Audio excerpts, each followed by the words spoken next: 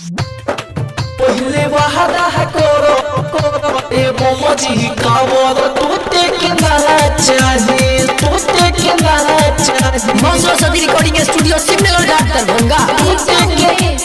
तोते के ना चाहिए तोते के ना चाहिए। अब तानी बाबा हम तोहरे दुआरी धार बस जल हम सबसे अगारी तोते के ना चाहिए। आए हाय अब तानी बाबा हम तोहरे दुआरी धार बस जल हम सबसे अगारी सब कवरिया लाइन में चल के हुरुके के ना चाहिए सब कवरिया लाइन में चल के हुरुके के ना चाहिए। पहले वादा करो ये पमजी कामर टूटे के ना चाहिए पहले वादा करो ये पमजी कामर टूटे के ना चाहिए। सुना ना पहले वादा करो ये पमजी कामर टूटे के ना चाहिए टूटे के ना चाहिए टूटे के ना चाहिए टूटे के ना चाहिए। कान्हा बापा कांवर लेके चल पापा धाम हो भोले पापा कृपा करी हे बनी सब काम हो। ए राजा सुनी ना हाय हाय कान्हा बापा कांवर लेके चल पापा धाम हो भोले पापा कृपा करी हे बनी सब काम हो। मारी के दम चली सभे बम के छूटे के ना चाहिए मारी के दम चली सभे बम के छूटे के ना चाहिए।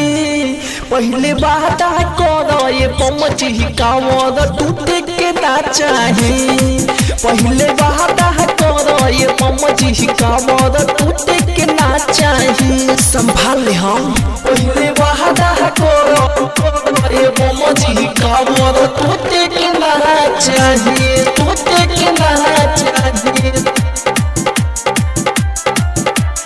टूटे के ना चाहिए टूटे के ना चाहिए। सुल्तान गज से चलबा भोरी सब जाई चाचा चाची बहिनी काकी कष्ट ना उठाई। ये राजा देखी ना आए हाय सुल्तान गज से चलबा भोरी सब जाई चाचा चाची बहिनी काकी कष्ट ना उठाई। नाची लपम सब छोरी सदम पाँव रुके के ना चाहिए नाची लपम सब छोरी सदम पाँव रुके के ना चाहिए।